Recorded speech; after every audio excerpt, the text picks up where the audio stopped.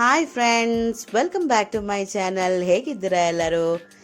ನಾನಿವತ್ತು ನಿಮಗೊಂದು ತುಂಬ ಹೆಲ್ತ್ ಬೆನಿಫಿಟ್ ಇರೋವಂಥ ಪರ್ಪಲ್ ಕಲರ್ ಟೀ ಮಾಡೋದು ಹೇಗೆ ಅಂತ ನಾನು ಹೇಳ್ಕೊಡೋಣ ಅಂತ ಬಂದಿದ್ದೀನಿ. ಇದು ಶಂಖಪುಷ್ಪದಿಂದ ಮಾಡೋವಂಥ ಟೀ. ಇದಕ್ಕೆ ಬ್ಲೂ ಕಲರ್ ಶಂಖಪುಷ್ಪ ಬೇಕು, ತುಂಬ ಹೆಲ್ತ್ಗೆ ಒಳ್ಳೆಯದು. ಆಮೇಲೆ ಜೇನುತುಪ್ಪ ಬೇಕು, ಒಂದು ಲಿಂಬೆಹಣ್ಣು ಬೇಕು.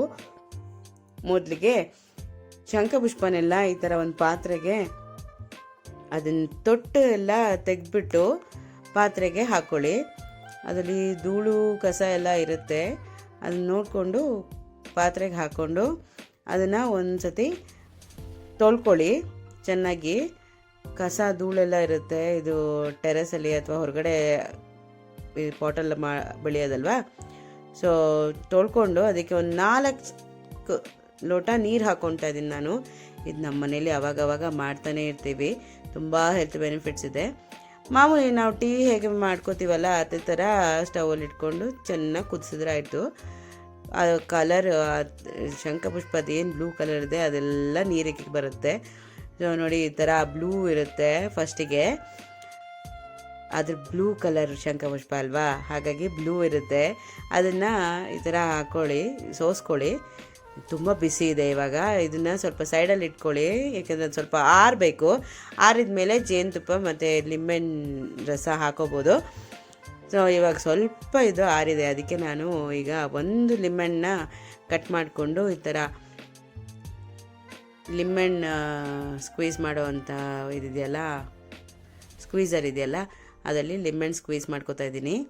ಲಿಂಬೆಹಣ್ಣು ಸ್ಕ್ವೀಸ್ ಮಾಡಿದ ತಕ್ಷಣ ಬ್ಲೂ ಕಲರ್ ಇರೋವಂಥ ಅದೇನು ಟೀ ಇದೆಯಲ್ಲ ನೀರು, ಅದು ಸ್ವಲ್ಪ ಕಲರ್ ಚೇಂಜ್ ಆಗುತ್ತೆ ನೋಡಿ. ಒಂದು ಲಿಂಬೆಹಣ್ಣು ಹಾಕ್ಕೊಂಡಿದ್ದೀನಿ. ನಿಮಗೆ ಹುಳಿ ಜಾಸ್ತಿ ಬೇಕಂದರೆ ಇನ್ನೊಂದು ಅರ್ಧ ಹಾಕೋಬೋದು, ಅರ್ಧ ಕಡಿ. ತುಂಬ ಹುಳಿ ಆದರೆ ಚೆನ್ನಾಗಿರಲ್ಲ. ಇದು ಇನ್ನೊಂದು ಸ್ವಲ್ಪ ಆರಬೇಕು. ಈಗ ಜೇನುತುಪ್ಪ ಹಾಕೋಕ್ಕಾಗಲ್ಲ, ಈಗ ಸ್ವಲ್ಪ ಆರಿದೆ, ಅದಕ್ಕೆ ಸ್ವಲ್ಪ ಜೇನುತುಪ್ಪ ಹಾಕೋತಾ ಇದ್ದೀನಿ. 1 ಸ್ಪೂನ್ ಜೇನುತುಪ್ಪ ಹಾಕ್ಕೊಳ್ಳಿ. ನಿಮಗೆ ಸ್ವಲ್ಪ ಜಾಸ್ತಿ ಬೇಕಂದರೆ ಜಾಸ್ತಿ ಹಾಕೋಬೋದು, ತೊಂದರೆ ಇಲ್ಲ. ನಂಗೆ 1 ಸ್ಪೂನ್ ಸಾಕು, ತುಂಬ ಒಳ್ಳೆಯದಲ್ಲ ಅನಿಸ್ತು.